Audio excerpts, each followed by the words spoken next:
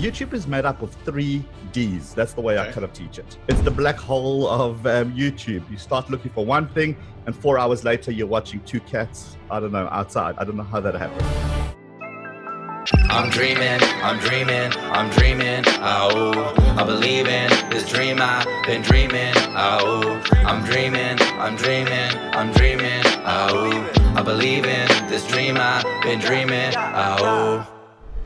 Welcome to another episode of Helping Me Get to 10 Million Subscribers. I'm here with Liron, who is Director of Customer Success for vidIQ, which is a tool that I use to help grow my channel. And I've known Liron. How long did I know you, man? It's been a while. A good while. Anyway, he's definitely one of the good guys in the YouTube space. And my goal is to get to 10 million subscribers. And so Liron is going to start giving me the magic success secrets to go and do that. So what do we got, man? What do you got? Well, what do you got? Okay, well, we got lots. But you know, I like to be practical, as you know. I don't like the theory, because theory everybody's got a bunch of. I want to go straight to get in, get out, achieve the goal, right? That's we don't have time to waste. So the way I kind of see the future is, and by the way, it's for everybody as well. YouTube is made up of 3 Ds. That's the way I kind of teach it. So the first D is discoverability. Okay, the most amazing content that isn't ranked, isn't discovered, is just might as well not exist. So the first D, discoverability, and I'm going to break down how I see all this fits into your world. So D for discoverability. Then I've got D for deliverability. In other words, me as the creator, I finally have eyeballs on my video. Am I delivering? Am I delivering enough value that people distribute? In other words, they take the content, they share it out. Because those are the 3 Ds. If you get 3 Ds right, you get an A+. 3 Ds, A+. Hey, that's how I roll. So we had different grades. Anyway, moving along. So those are kind of the 3 Ds, and that's why I like to break things down into those chewable bites, because things fit very neatly into specific boxes. And in those boxes is how we achieve, because we're able to put a tick mark and say, okay, I get it, and I can move to the second box. So if you're ready to kick this little therapy session, let's do it. Okay, so let's start with this discoverability. Okay. Clearly, you're doing your titles, you're tagging, you're doing all the good technical stuff. Okay. I'm kind of seeing people landing up on your channel. The viewer that lands up on your channel is divided into 2 types of people. You're going to get those who are very actively looking for this content. Okay, they're out there. YouTube's the world's 2nd largest search engine. People are there looking for that inspiration, for that motivation. They're looking for the how-tos. That's what they're there for. So your first set of people is people who are purposefully looking. Then you're going to get your second type of people who are going to land up on your content by accident. And what I mean by that is they were looking for a time management tool, and then Laura's video came up that you did. So it's like, oh, what's this? The thumbnails are good. You know, they're getting people's attention. So people are going, oh, what's that? Let me click. It's the black hole of YouTube. You start looking for one thing, and 4 hours later, you're watching 2 cats, I don't know, outside. I don't know how that happened. So these are the people, the second type. So people purposefully looking, and you got people who are there and discover the content by accident. They get to you. Here's what I'm kind of seeing.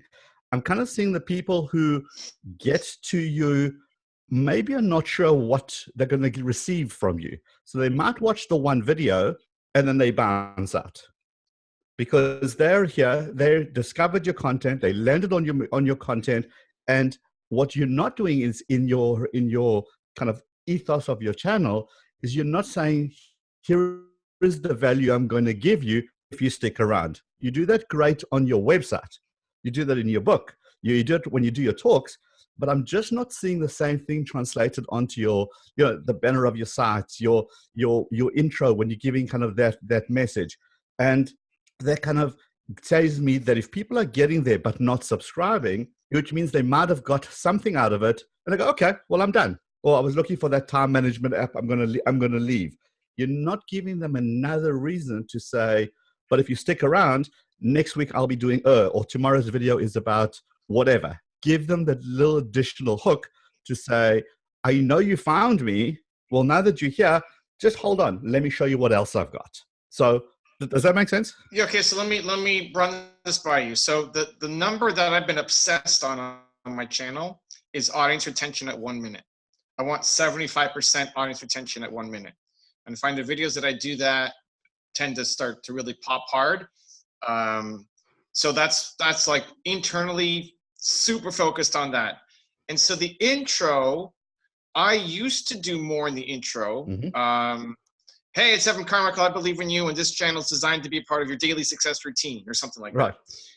Today we're going to learn whatever.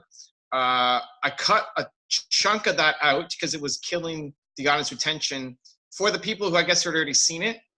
And then if the audience retention was lower for my subscribers, YouTube didn't push it out as much. So the discoverability wasn't there. So in your intro, so you might you're doing the normal hook. In this video, we're going to be doing okay? But the secret with your videos is that you're not saying the famous words, or the one I think you should be using is, and if you stick around to the end, I'm going to give you the bonus Okay. Because what's happening now with the videos, this video is all about how to get 10 extra hours out of your day. That's a great hook. But with Laura's video, sorry, I forget her surname, Laura Vanderkamp, with her video was all amazing value in there, but you didn't give me the runway, you didn't give me that pitch. So I was like, okay, got amazing graphics. I'm not sure what I'm here for. And I think that the mindset of those two, like I was kind of describing, those who were looking for it and those who stumbled on it, the mindset's the same. I just want to see what's going on. And you haven't hooked me in right beginning to say, here's what's going on, but if you wait till the end, I'm going to give you something specifically. Does that make sense? So what would you want as a lead up that's better than what I'm doing? So break it up, like the intro part, and then I'm going to promise something at the end. Okay, how would you, the wording have to be perfect, but just so we get a sense. How would you want me to lead it off? Yeah, so it's more of, in this video, I'm going to share with you Laura's 10 tips of how to get more out of your day. And if you stick around to the end, I've got some bonus materials for you too. Or I've got a bonus surprise for you too. Start. It doesn't have to be 20, it doesn't have to be 30, 40 seconds. It can just be in there. And maybe you do it as a voiceover. And maybe you experiment with having those great graphics, but then the pattern interruption happens where I'm used to those graphics now, but then you come on and you go, hey, hang on. In the end, I'm going to and give you that. Good, test it. Yeah, I mean, right now we have a bunch of coming ups.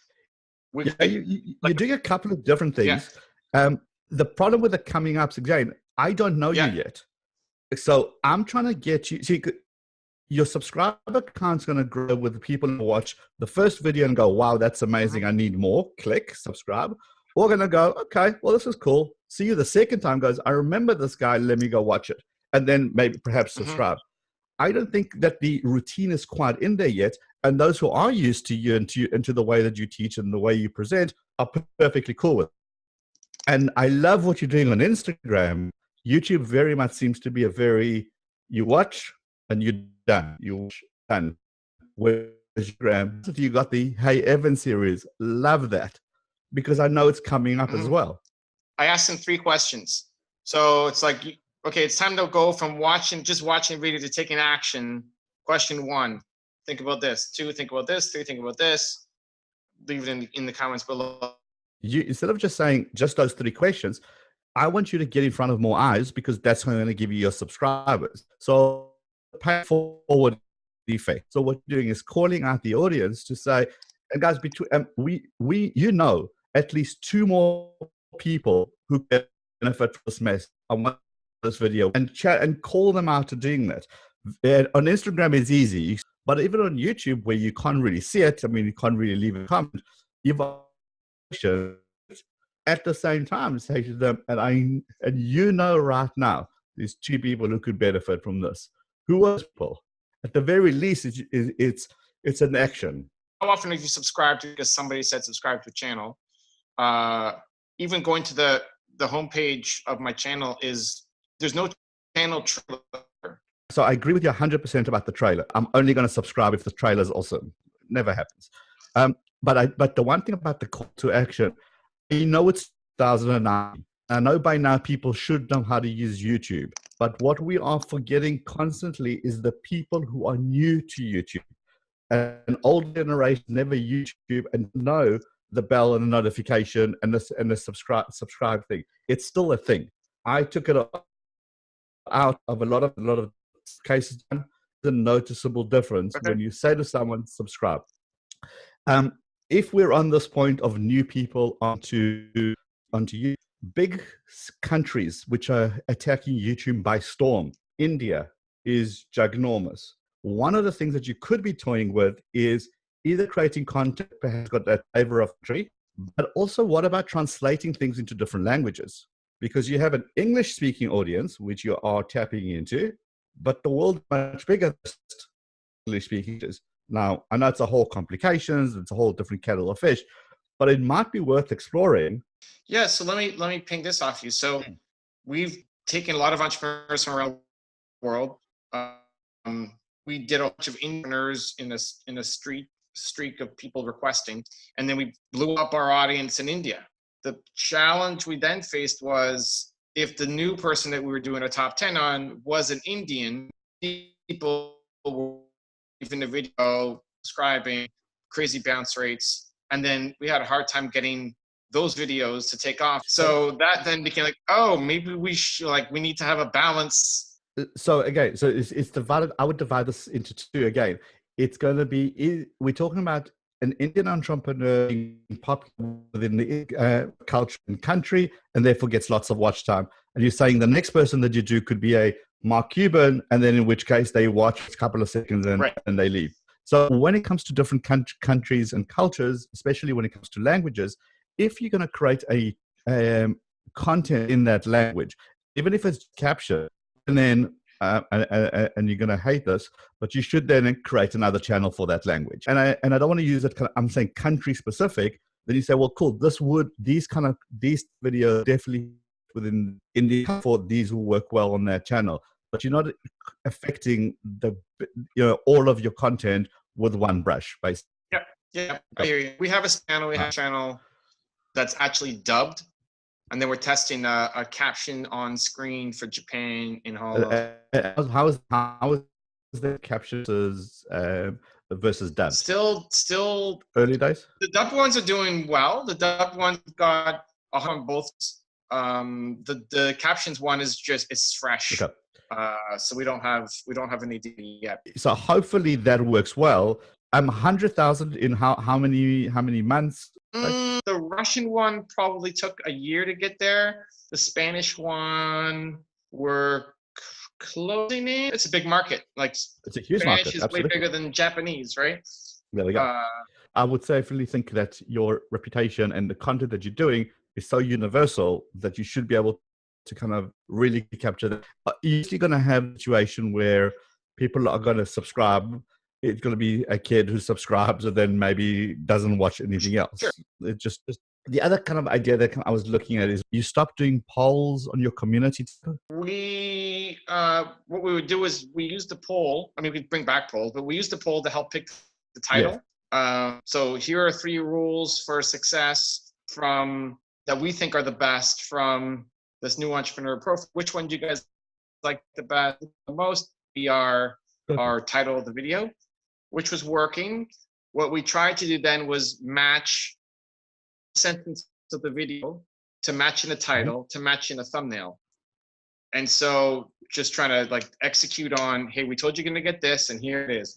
And so to do that, we need more editing lead time. And so we can't just do it the day before, put up a poll. Also, don't forget, you're also sending polls are simple, as opposed to answering questions or, so, and again, every time they vote, it just gives great signals to YouTube, just good community channel, lots of engagement. And that's the kind of stuff that YouTube really wants to understand more of. And polls are simple. Okay. Speaking of the community, have you ever done a deconstruction of maybe a community's kind of business or personal community? People maybe have submitted applications and you could deconstruct kind of what they did right, what they did wrong, how you could help them, versus of your name person that somebody would know. So yes, they never did well. I don't know if you saw the last episode. We had Matt Gillen on, and he said just my channels, right? So we split up the channels from 1 to 7 as an experiment. So maybe you think that's great, or maybe you think it's the stupidest thing of all time. Yeah. I don't know. We'll see, I guess. But on my, I have an Evan only channel, and on that channel I have people come on and I help them one-on-one with their stuff. Historically, it's never done as well as from doing Cuban or somebody else. So I'm open to it, but I'm doing it on the other channel right now. So what I thought of is almost, instead of, I know that you do that live session where you're in your studio and you got the boom mic up and all of those, and you spend quite a lot of time going through the kind of that person's. What about doing kind of a top 10 of people you've never heard of, as an example? So the reason for it, these are thinking on YouTube. And what I mean by that is, right now, if I'm watching one of your videos, I know that you talk to me per nobody. And what I'm trying to find within your communities, the common trends is people are kind of always constantly engaging with you. Evan, I keep on going back to that. I think that's genius. And people are really want that information. So if I'm sitting and I'm trying to watch a video and I'm trying to see, well, I really need this motivation, really need the tips. It would be really awesome to have a pattern interrupted where it's now 10 business people who had just learned, you've never heard of something, something like that, where it's real people who perhaps have gone through something that I'm going through. I'm going to get a lot of value there versus just dissect Cuban or dissecting Oprah Winfrey, because that's just not my level. So again, something to experiment with. And the thing is to do something that you're not doing at the moment. Like 10 tips fortnight, every business owner should know. Okay. Something that is almost trending, you're riding those trend waves that bring the ethos of your channel and the core kind of value of what you're trying to build. Yeah. And then you can use the same kind of format almost to anything that's trending and ride wave as it hit YouTube, get those exposure. PewDiePie versus T-Series. That has been the biggest story between these two rival channels. If you could bring lessons into that, into something that I should know, that's beautiful. You're riding that trend and I'm still getting value.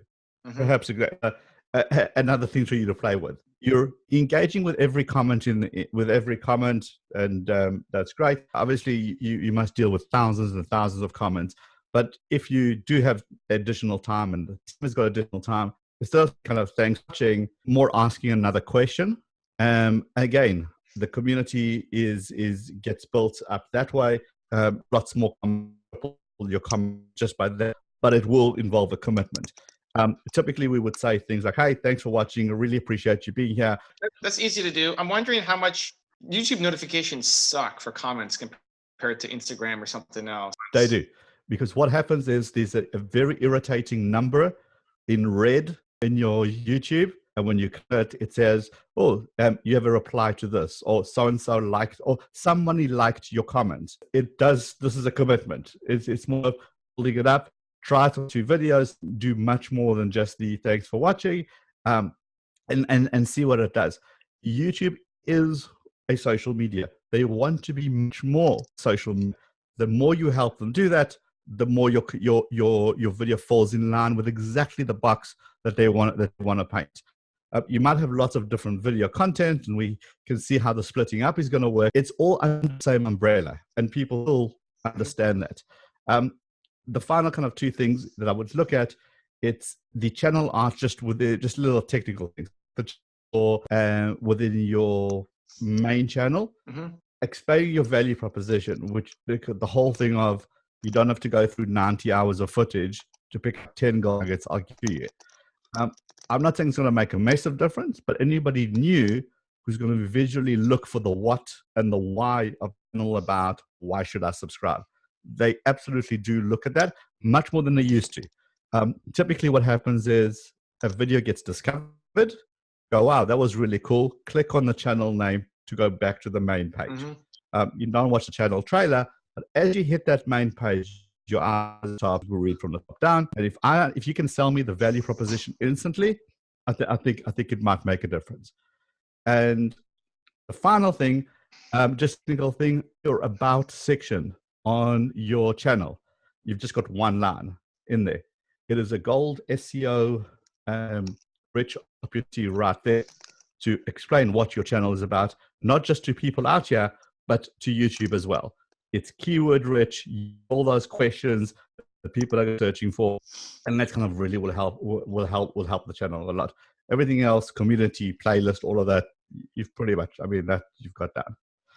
Those are my suggestions and tips. I like it. Ta-da! I got notes. Appreciate you, man, for the love. I got some work to do. Certainly do, but you'll get there. That's the big thing. If you want to know why I split up my channel into 7 in the first place, go check out the interview I did with Matt Geelan over here. I think you'll enjoy it. Continue to believe, and I'll see you there.